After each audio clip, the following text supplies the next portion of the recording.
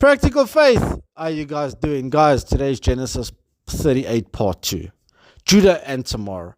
Now, yesterday we spoke about why you should keep your word. You see, today the consequence of not keeping your word comes back to bite Judah.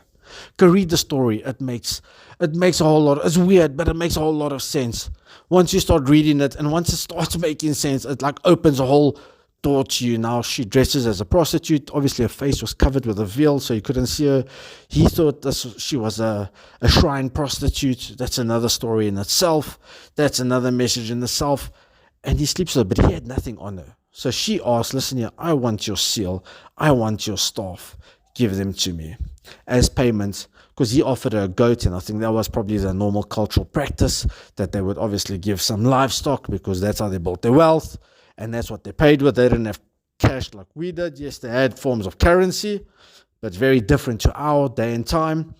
So anyway, does the deed, and that night she falls pregnant with Judah's son. We read that in the word. But here's the story. Someone goes and tells Judah later on. He tries and covers this up, by the way. He tries and covers this up, and he sends one of his friends, actually the goat. He says, go find that woman and, pay her goat and get my staff and my robe back. Get my seal back.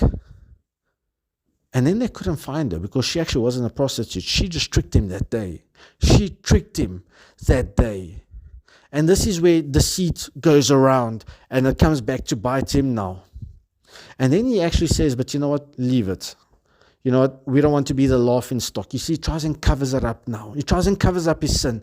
But then someone tells him, listen here, but your daughter-in-law prostituted herself.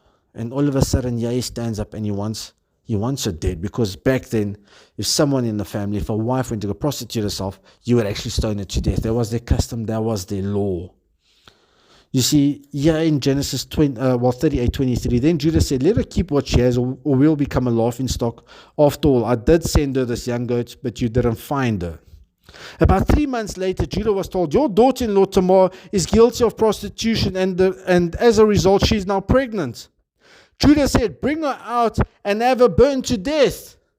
But then she presents the articles. She presents what Judah gave to her, and all of a sudden, he doesn't know what to say. You see, for the very same sin that he committed, in his eyes, he justified himself. He tried to hide it. He didn't want to be a laughing stock. He tried to put it one side. But all of a sudden, when he heard his daughter-in-law prostituted herself and became pregnant, he wanted her dead. He wanted her burnt at the stake. Guys, hasn't that happened to us? And haven't we been like that at times? In both ways, because, it's easy to say, always easy being the victim and having the victim mentality, but we've been both ways. When Jesus said, take the little stick out of someone's eye, first remove the log out of your own eye before you try and take a small stick out of someone else's eye. That's what we must be careful of here. You see, because he didn't keep his promises, I want you to listen to this nicely. Because he didn't keep his promises, she had to resort to something very ugly, in a way to remedy to equal the situation out. This is what happens when we don't keep our word. We make people do stuff that is, inexplicable at times. How many times do we hear of children going away because their parents have lied to them all the years, that they cannot trust, that they've got family issues, that they've got mommy and daddy issues? Why? Because we do not keep their words to them. And that is what we must watch out for. You see, his daughter-in-law turned to prostitution just at one time. She never became a prostitute in order to get what was rightfully hers. See, if they had turned to the Lord, if they had done things the right way, if he kept his word, all of this could have been avoided, big time avoided. See, but he didn't. And then we wonder why things are pear-shaped, and then we try and hide our sins away. Guys, for the wages of sin is death. Romans tells us that. But we can choose life. Let's do things the right way from the beginning.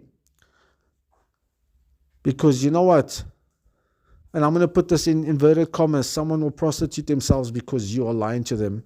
Or you will do something wrong if they lie to you. Let's not go their way. Let's change our ways. Let's do what we say. Let's mean what we say. And let's avoid a whole messy situation. then we don't have to cover and justify ourselves. Guys, I hope this message has blessed you. I hope it kind of realizes, let's stick to it. If you say something, do it. And you know what? Do what's right from the beginning and you'll avoid messy situations. Blessings, and we'll speak again soon.